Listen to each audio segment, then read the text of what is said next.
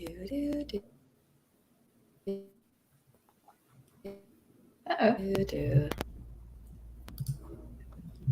I'm getting a little delay. Hello. Getting a delay. Hello, everyone. Welcome, welcome, welcome. Welcome, welcome. Hi. Hello, hello, hello. What I'm realizing is that the Wi-Fi on my side hasn't been on par lately. So can y'all hear me in your respective places? We good? We good? We good? We good? Welcome, welcome, welcome. Okay, hello everyone. Ashley Conley here, CEO and founder of Prowess Project, and so pumped to have all of you here to talk everything marketing funnels. So as always, when we start one of these, quick reminders, any questions you have, any comments that you have, anything you want to chime in, the more interactive, the better. As always, but put it in the chat. Just makes it easier for everyone so that we can make sure that we get all your questions answered. All right. So as always, let's kick things off with a question. Question is, when I say marketing funnels, what is the first word or phrase that comes to mind as an OBM? When I say marketing funnels, what is the first word or phrase that comes to mind?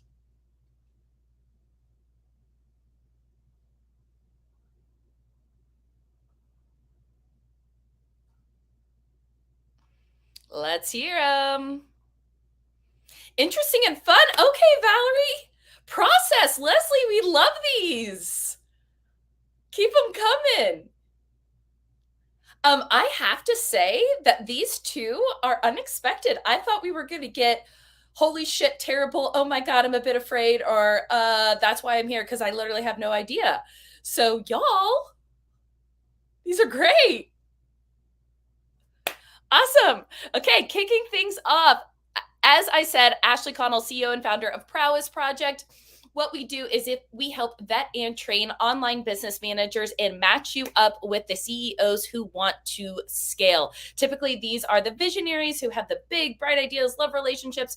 But when it comes to building structure and building process, they're like, I was saying to someone the other day, it's like P&L, and what the hell? Like, that is the type of person that you are helping. So today I am bringing my friend and colleague on, Angela Arnold, who I'm so excited to introduce to all of you. Angela is a friend of mine from a networking group, and she was chatting about all of the things that she loves to talk about. And the top thing that she said was, I love discussing funnels and how I can help small businesses build funnels that actually work. And I was like, ding, ding, ding, ding, ding, ding, ding. Oh my God, like this is exactly what we need for our OBMs to hear so they can help their customers, but also build funnels for themselves. So with that, I am bringing on the wonderful Angela. Angela, so pumped to have you. Very pumped to be here, Ashley. I love talking to you anyway, but then if we can also talk about funnels, even better. Oh my gosh, look at this. Win, win, win, win, win. We love it. We love it. We love it. All right. So Angela, give us the quick intro, the quick nerdy of what you've done, how you got to where you are today. So I've been in marketing a billion years. That's a very technical term. I was around even before Facebook was really a thing for companies. And so luckily in my career, I got to help businesses go through the entire process of, oh, wait, we can actually use social media to create relationships with our customers. In that, I learned all about digital marketing.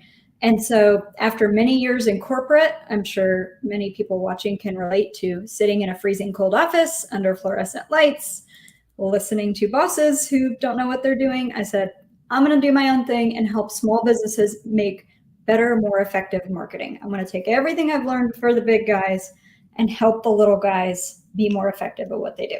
So that's what I do now. Oh, we love it.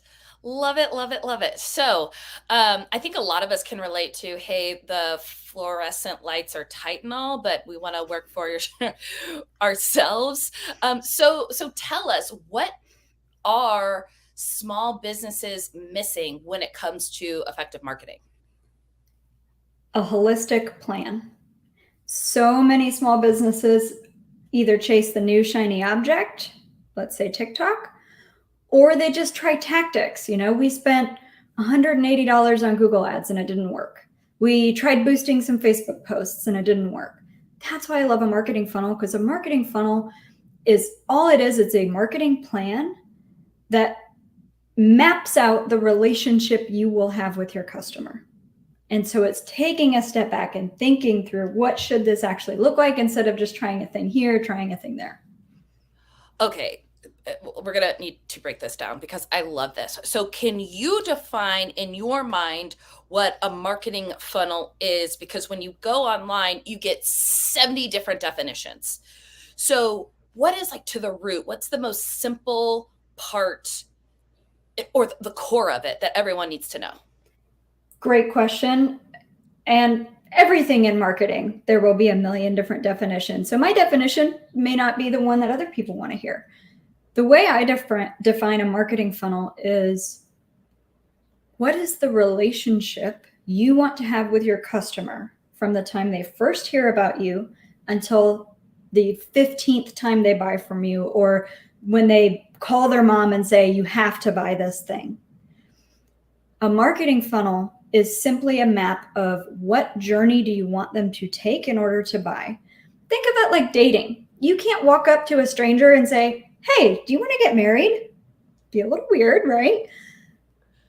Marketing is the same way. You cannot start with, hey, buy this thing.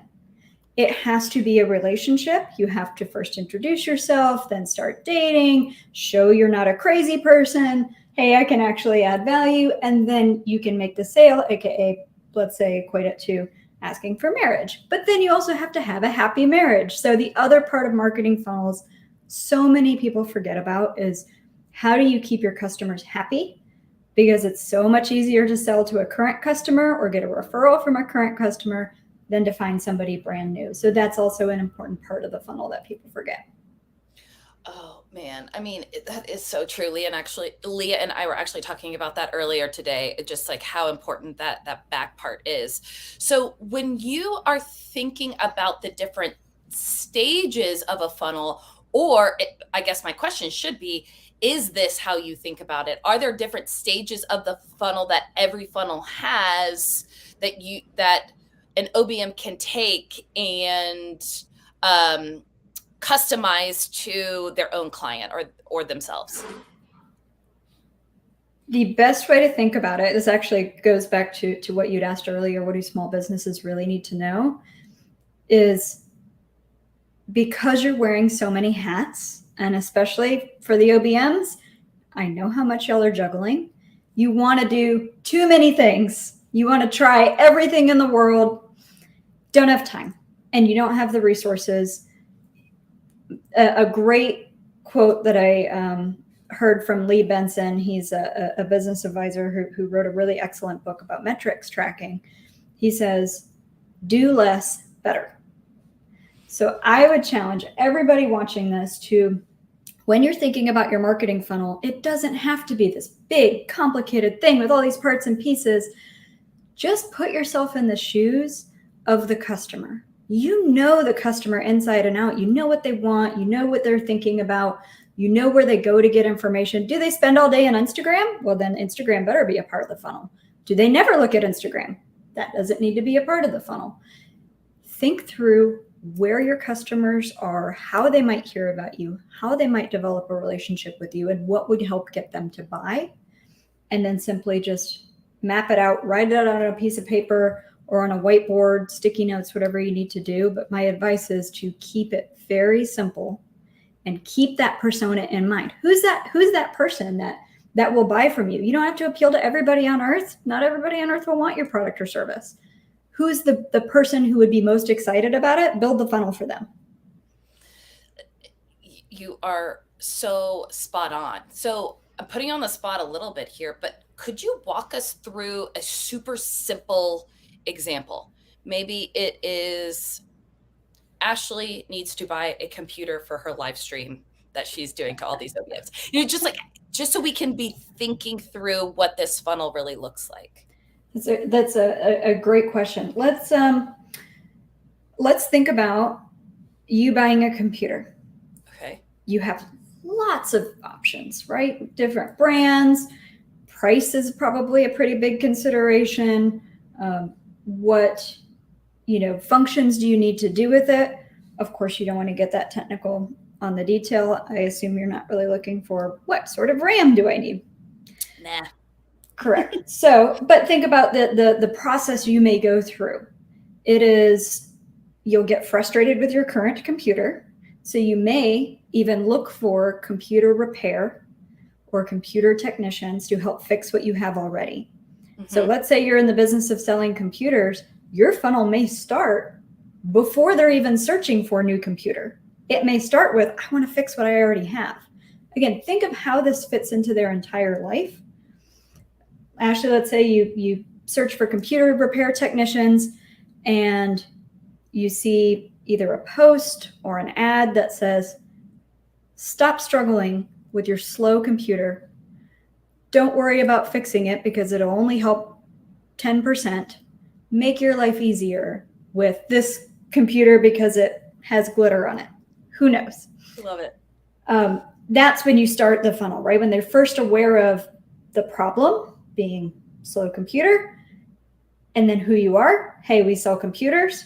Why you're there? We have a computer with glitter on it. It runs 15 times faster than anything you have. Then you can keep going. But it can start in Google. It can start on social media. It can start with a flyer in a coffee shop. It can start with a sign on the side of the road. It could start at a networking event. It just depends on where the person who's buying computers, where are they? Where are they hanging out? Where are they looking for solutions? Wow. Okay. So I'm loving this. So as the OBMs who are listening to this, when you are helping your customers perfect their funnel, that's the first question that you're asking. Where are they when they are even aware of whatever it is that they need? So that is where this journey starts.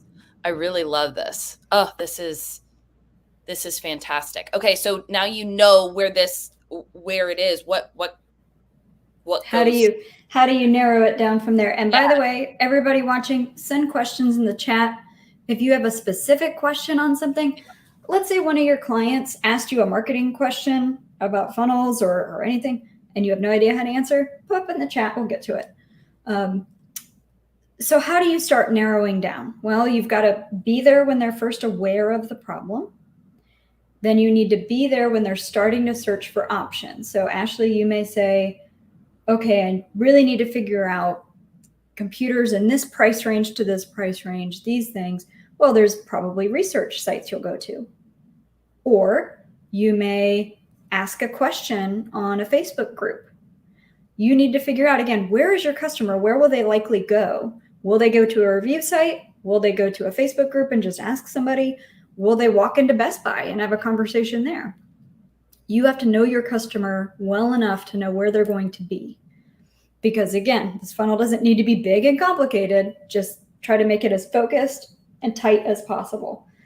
So that's where you can be. That's when you can start talking about the features that you have. Here's why you might choose us over the other two computers you're considering. I love it. I love it. I love it. So when building out your funnel, we're asking our customers where they are. It sounds like we're asking the customers what the benefits are of someone that they'll buy, what the problem is that we're trying to solve. How do you ensure that this funnel is going to be effective? Testing and measuring. The number one question I get from small business owners or coaches and consultants, every single one of them tells me, I don't know if marketing's working or not. I feel like we're doing a bunch of activities, we're spending a bunch of money, and I have no idea what's coming out the other side. That is always going to be the number one question, especially, for the OBMs watching. As you start this process, their expectations are going to raise up a little bit and say, oh, they're working on a marketing funnel. That means we're going to magically get 10,000 sales overnight. Oh. Not how it works. You have to have a testing and learning period, because your hypothesis of, I think Ashley is going to walk into Best Buy and ask about computer options, that might be wrong. You have to test and learn. And the way you do that is by setting metrics at each stage of the funnel. For example, if your very top of the funnel is just awareness that this computer brand even exists, that is how many people may see your social media posts, how many people saw your ad. Now that they're thinking about you and comparing different computer options, your metric for that stage may be how many people clicked on the ad, how many people interacted with the post, or if it's at an event, how many people stuck around and asked you a few more questions, or if you're hosting a webinar, how many people signed up for the next thing after the webinar. But have one metric for each stage where you can track and measure, is this working? Because what happens is people will build a marketing funnel or they'll start marketing activities, and they only measure the very end. Why aren't more sales falling out? The CEO is going to ask you that question. Well, you've been doing this marketing funnel for a whole 2.5 days. Why aren't more sales coming out? Happens every time, right? It is important to know the first 2 stages of the funnel might be performing amazing, but your third stage is where they're all falling out. Think of a bucket with a leaky hole in it. You can pour as much water in the top as you want. It's going to come out one of those holes. So the reason you have a funnel, with a simple funnel with very clear, here's the thing I want to measure at each stage, and here's how I'll measure it. That way you can see, okay, this piece is not working. This other piece is doing well, but I can improve. Because again, by the time you get all the way to the end of the funnel into sales, you've already gone through so much stuff. You can't just optimize the whole funnel. It's which stages can you work on at which time. And so I completely understand why you're saying it's so important to start simple, because if you are analyzing this, you can't test 4 different things at once. The most frustrating thing is to look at your website traffic and see a spike and go, I have no idea what caused this, because I posted in 30 Facebook groups, I went to 5 meetups, I did all these things, and you have no clue where that traffic came from. Now, thanks to Google Analytics, you can do some tracking and measuring. Just depends on how technical you want to get with digital marketing, but then you won't know what's effective, because then next month when you say, I need to keep driving more sales, well, do I have to go back to 5 events? Do I have to post on Facebook 50 times? What was the thing that actually moved the needle? So that's why I'm a big advocate of focus and start simple, understand if that thing really works or not, and then build up from there. It's so true. And I'm guilty of it myself. And so Me too. Yeah. We all are. As a typical CEO, visionary, shiny object person, how, as the OBM, can you come in as the expert and, without crushing the CEO's dreams, say, hey, we need to be doing X, Y, and Z, and here's why? How would you have that conversation with me as the CEO who wants all these sales? I want more sales, always, right? Again, you have 2 days, go. I would really set the expectation of you cannot build a house overnight. If you want to build the house overnight, it's going to be cardboard and tape and will fall apart the next time it rains. We want to build a rock solid foundation, a rock solid house that when we do start getting more and more sales and more things, people coming in the door, that foundation is stable and scalable. A lot of businesses fail because they were not prepared for growth. They were not prepared for scale, and it crushed them. So your CEO visionary, in their mind, right, the business is going to take off. You're going to make $1 million. You're going to do all these cool things. Play into that. Say, I want to grow this business with you. I know we can grow it, but we need to have time to figure out what marketing really works, really resonates with our specific audience, our specific persona. Again, you don't have to be all things to all people. And we need to make sure that that's stable and scalable so that as this starts working, as we start figuring it out, we can grow without it falling apart. Yes. Yes, yes, yes. You've got to ask for more time and always set the expectation of this is going to take time. And another thing that helps too is, CEOs, they get, they'll say something out loud and think, well, it's going to happen in the next 2 days. I want results now. I like to call this a CEO squeaky toy. You don't have to get them results immediately as long as you're getting them learnings. So along the path, if you say, hey, I tried out 3 different types of Facebook posts. Here's the one that people really responded to and why. Give them that learning. You're not promising sales all the way at the end of the funnel, but you're saying, hey, I learned people are really responding to this kind of post, this kind of messaging, whatever it is. Give them that piece of information and that will keep them busy until you can get the next piece of information. Yes, that is such a great point. Because I think you're exactly right. As the CEO, when I hear nothing, I get worried. Mm-hmm. You cannot give me like too much information. You can give me too much information actually, that's not true. You can give me too much information in a cluttered way, but as long as it's exactly what you just described, it's the output, it's the effects, it's the learnings, I'm happy. My money is well spent. This funnel makes sense. This is moving in the right direction. So I really like that idea. Yeah, and consider it, you can also tell them this is an investment in the future. Paying time and money in order to get these learnings will affect your marketing and sales for the rest of the business, provided the market doesn't change and the product doesn't change, of course. I've worked with, tech startups to help them go fundraise, or we need to be accountable to investors of, hey, we gave you this money. What are you guys doing with it? And so often I see the CEO get focused on, we've got to give them results. We need to say we gained 5,000 customers this month for only this amount of money. But what I've found is even these very sophisticated investors who all they do all day is listen to businesses, are they spending my money well? Am I getting a return? They love the learnings. Every CEO loves hearing, here's what we learned. This is something we can apply to the rest of the business. This is foundational knowledge that is hard won, well earned, and useful.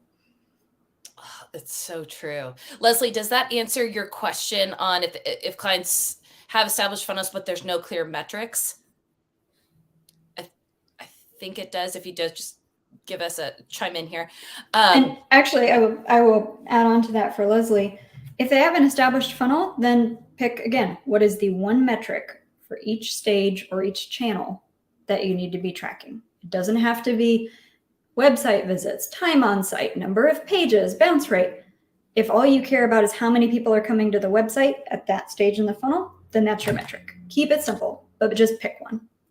So I love this. And as an OBM, the way that the brains think are very metrics driven, very systems driven, very data. So I love this. At what point, though, would an OBM raise her hand and say, look, CEO, I can get you this far. I know enough about funnels, but I need to bring in the big guns, the true experts in this. How would you recommend having that conversation, and at what point, if that makes sense? It's hard to know. It also depends on the business. Is there a decent amount of cash flow? Some businesses have pretty good sales without doing a lot of marketing.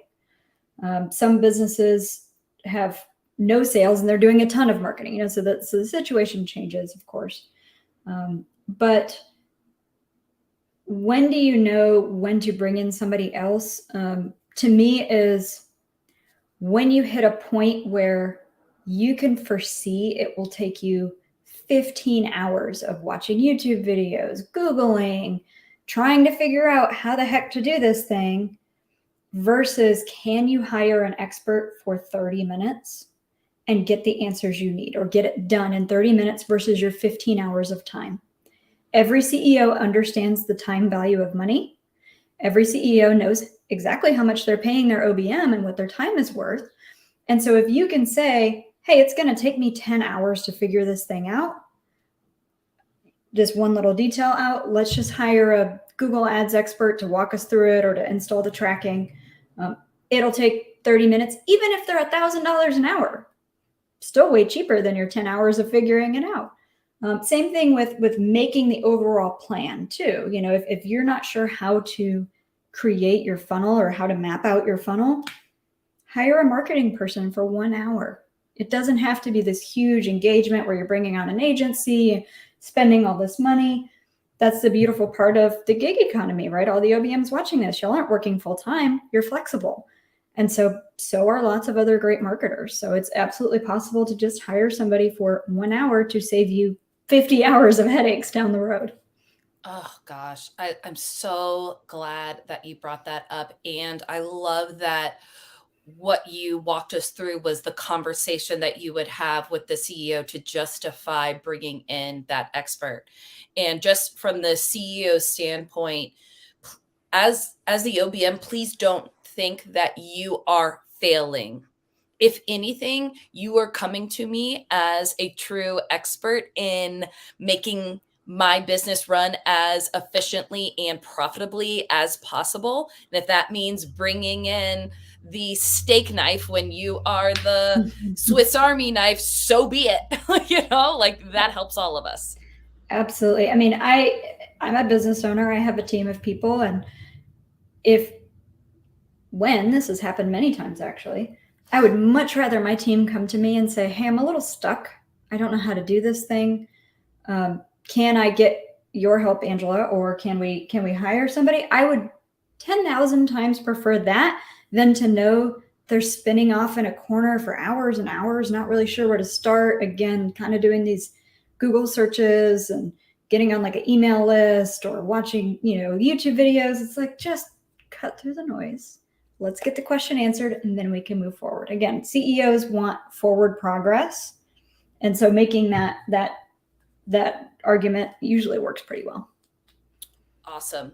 Oh, I love it. I love it. So we are going to switch gears for the near term. If y'all have more funnel questions, absolutely put them in the chat. We still have plenty of time to talk about funnels, but I did want to talk about your director of operations and how you work with her. So can you talk to us a little bit about your director of ops, what she handles for you, how she makes your life easier, kind of the whole shebang?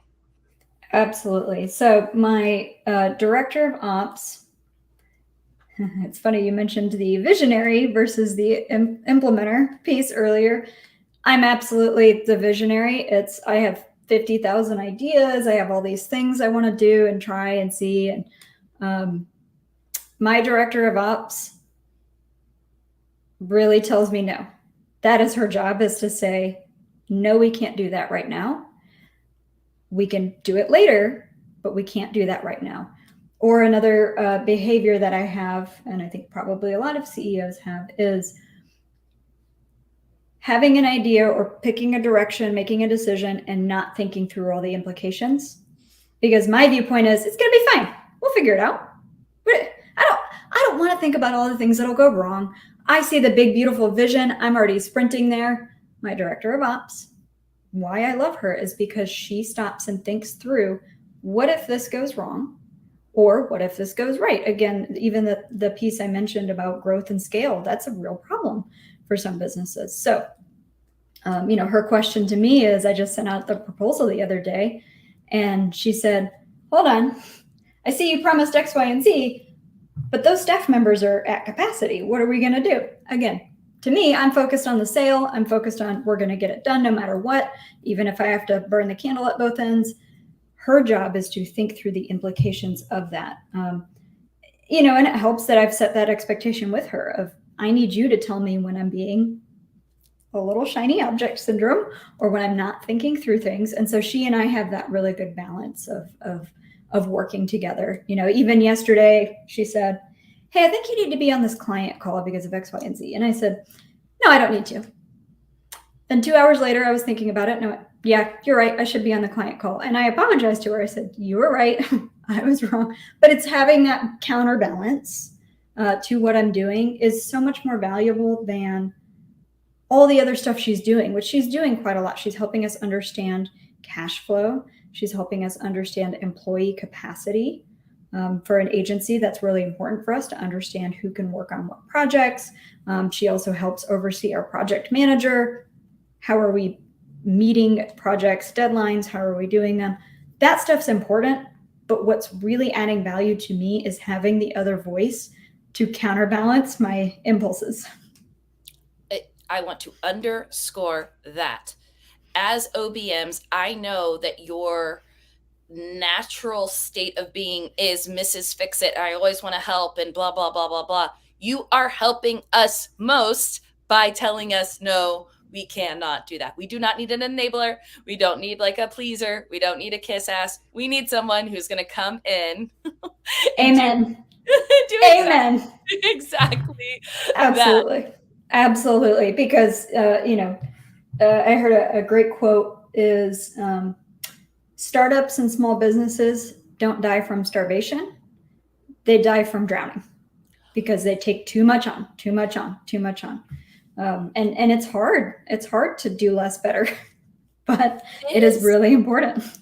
When you said that, I mean, it was just the umpteenth million reminder for me, even. Like we were talking about adding something to our plate and this morning. And I'm so glad that you said that. It was, lightning from the universe being like, Ashley, stay in your lane, homegirl. Stay in your lane. So quick, going back to funnels real quick, we had a question that came in. Valerie. So related to funnels, are there books or industry websites you recommend and any tools, apps, or software that are essential to learn? Great question. So to me, marketing funnels is just, again, a mapping of the relationship you have with the customer. The relationship starts from the minute they first hear about your brand. And so you need to really understand that customer journey. My absolute favorite way to figure that out is to have interviews with your current customers and with prospects. There's a book called The Mom Test that is probably my number one recommendation. And it is all about how do you conduct customer interviews in a way that gets you really amazing learnings that you can then apply to marketing, even to your product and service. Marketing really is, people think of advertising, they think of social media. Marketing is also, what is the thing you're offering to the market? With Prowess Project, you don't just offer, hey, we'll help OBMs find a job. No, you're offering training, you're offering resources, you're offering a webinar like this. That is your product offering. That's part of marketing too. Same with pricing. Pricing is also an important part. So using the mom test and conducting these interviews will really help you understand where did they go to find that information. Again, Ashley, did you walk into Best Buy to look for computer options, or did you go to Consumer Reports? Did you post in a Facebook group? By asking these questions, that's how you can get really amazing data for your funnel. Now, in terms of other marketing learnings and videos, it's hard to know because I read things from absolutely everywhere about every piece of marketing. But I would say start with the mom test. It all starts with knowing your customer. You have to really deeply understand their wants, their needs, their pain points, their objections. And if you can nail that, it makes marketing so much easier. How many of you have looked at an Instagram ad from a company you'd never heard of before, for a product you've never seen before, and you bought it immediately? Yep. That is the power of knowing your customer, knowing their pain point, and having a product where they go, I'm in. You didn't have to convince them. You didn't have to do all these things. That's the power of incredible focus. And you can get that by really understanding your customer and, again, prospects who have never heard of you. So true. Okay, so Again, envisioning OBM conversation with CEO like me, and how would you, if you were the OBM talking to a CEO like me, how would you have that conversation of almost kind of challenging them? Do they know their customer? Do they know what they really want? Do they know that their offer fits? How do you typically have those conversations? They're delicate, I know. To be fair, when I used to have a boss other than myself, my goal was, if I'm not on the verge of getting fired at some point, I'm not doing my job right. That's how unafraid I had to be to challenge the CEO and to bring things up to them.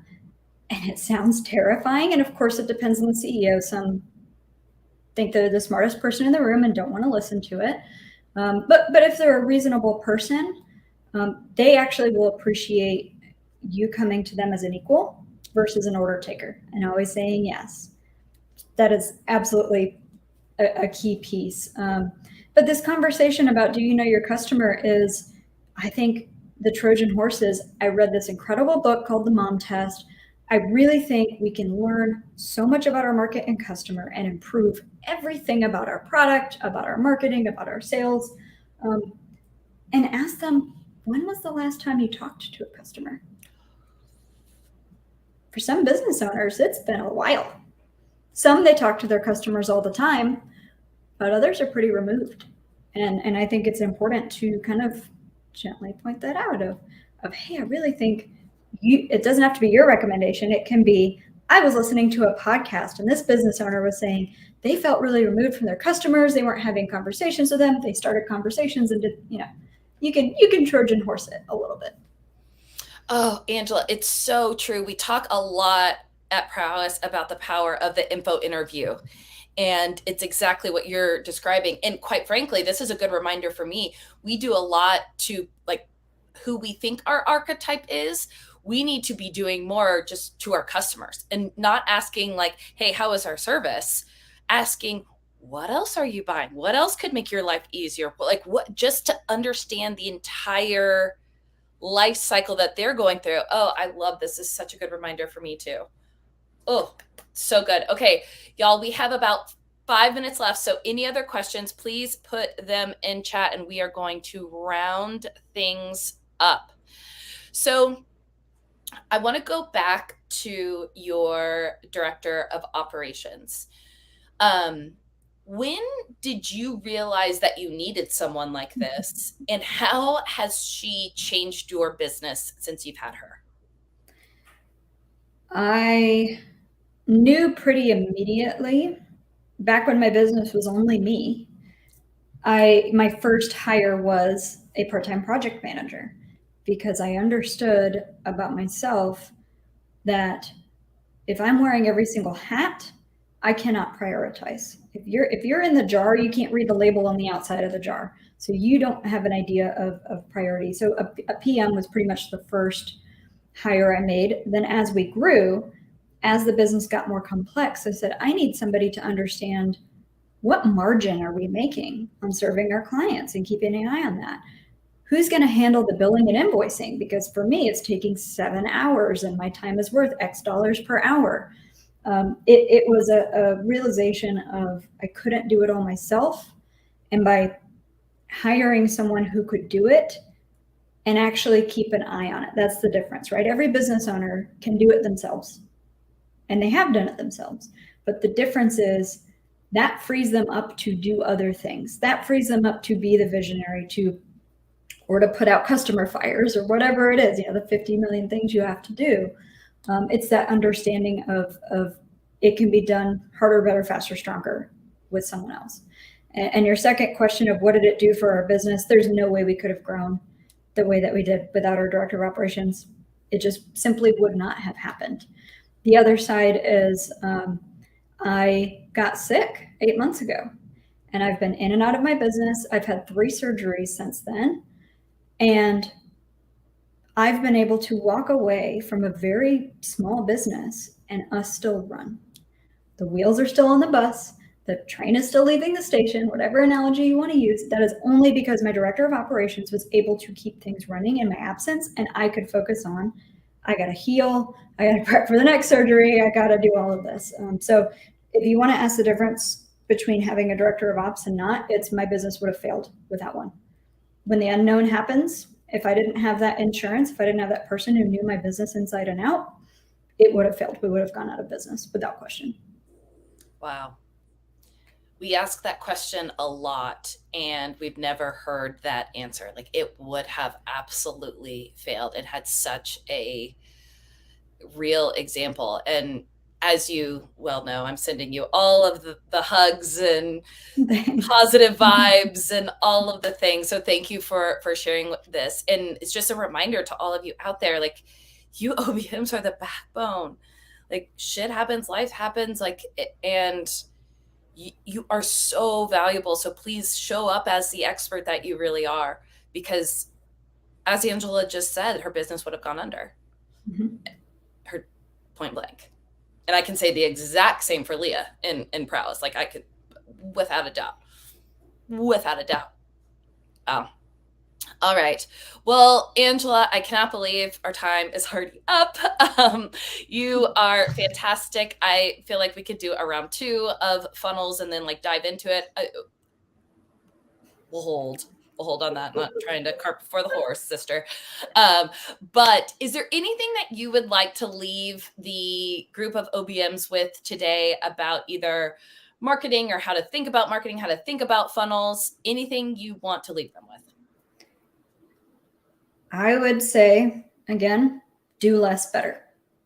Instead of trying to be on 6 different social media channels, pick the 2 that you know your audience is on and nail it with those versus try to do 6 different channels. So true. So true. And where can everyone find you, Angela?